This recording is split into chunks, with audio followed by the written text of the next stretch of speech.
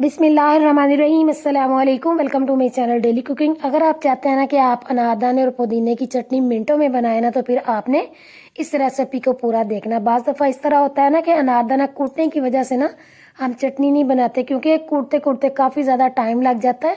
अगर कूटते भी है ना तो थोड़ी बहुत फिर भी ना अनारदाना जो वो मोटा रह जाता है। तो आज इस मुश्किल को ना हम आसान करेंगे ताकि मिनटों में ना आप अनारदाने की चटनी बना सके। आपने क्या करना है, आपने ज़्यादा सारा अनारदाना लेना है। इसको 2-3 पानी ना आपने अच्छे तरीके से वॉश करने के बाद पंखे के नीचे कपड़े के ऊपर ना आपने अच्छी तरह से इसको फैला देना है। और एक दिन के अंदर अंदर देखिएगा कि अनारदाना जो है ना आपका बिल्कुल ड्राई हो जाएगा। ये नहीं होगा कि अनारदाना ड्राई हो गया तो इसकी चटनी अच्छी नहीं बनेगी, सिर्फ ये ड्राई होगा। जब इसको आप गीला करेंगे ना ये फिर से वैसे ही हो जाएगा।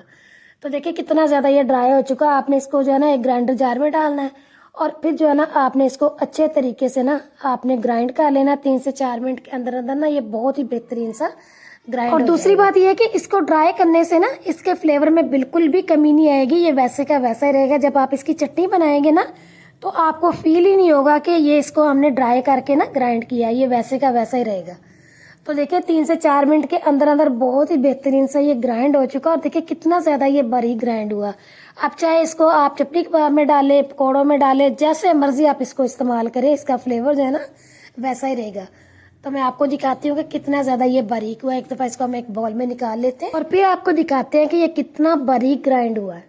तो देखिए कितना बेहतरीन ये ग्राइंड हुआ है। अब आपको ज़्यादा मेहनत नहीं करनी पड़ेगी, आपको 2 से 3 मिनट लगेंगे चटनी बनाने में। तो आपने क्या करना है, इस तरह से आपने धनिया और पुदीना लेना है, इसको आपने इसी ग्राइंडर जार के अंदर डालना है।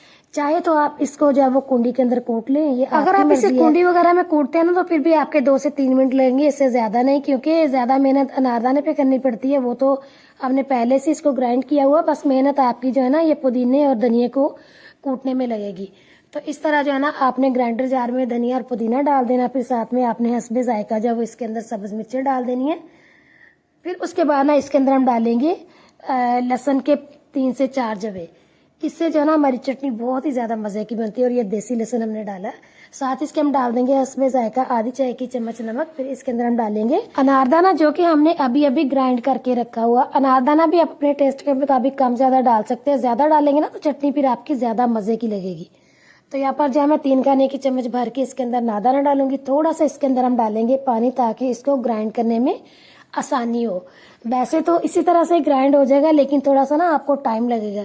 तो अगर आप कम टाइम में इसको ग्राइंड करना चाहते हैं ना तो फिर आपने इसके अंदर थोड़ा सा पानी डाल देना और 1 से 1.5 मिनट के लिए ना आपने इसको चलाना है। तो 1.5 मिनट के अंदर अंदर ना आपकी बेहतरीन सी चटनी जो है वो बनकर तैयार हो जाएगी। तो देखिए जी 1 से 1.5 मिनट के अंदर अंदर ना बहुत ही बेहतरीन सी चटनी जो है वो बनकर तैयार हो चुकी है। मैं आपको खोल के भी दिखाती हूँ कि किस तरह की बनी। देखिए कितनी कमाल की ये बनी और कितना कम टाइम लगा इसको बनने में। और बिल्कुल भी जो है ना इसके अंदर आपको ना अनारदाना नजर आ, ना ही कोई धनिया पुदीना नजर आ रहा है।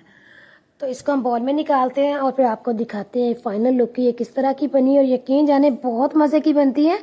आप जो है ना इसको बनाकर रख लें किसी बोतल में डाल के, तकरीबन 3 से 4 दिन के लिए जो है ना आप इसको इस्तेमाल कर सकते हैं।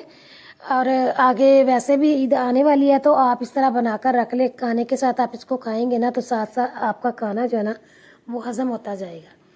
तो बहुत ही मज़ेदार सी जो है ना हमारी चटनी जो है वो अनारदाने और पुदीने की बनकर तैयार हो चुकी है। और देखिए कितनी कमाल की बनी है। तो आपने इस रेसिपी को लाजमी ट्राई करना है अगर आप अपने टाइम की बचत करना चाहते हैं। वीडियो अच्छी लगे लाइक करें, शेयर करें। चैनल पर नए हैं चैनल को सब्सक्राइब करें, बेल आइकन भी प्रेस करें ताकि आपको हर नई वीडियो आने वाली का नोटिफिकेशन जल्द मिलता रहे। दुआओं में याद रखें और अगली वीडियो तक के लिए अल्लाह हाफिज़।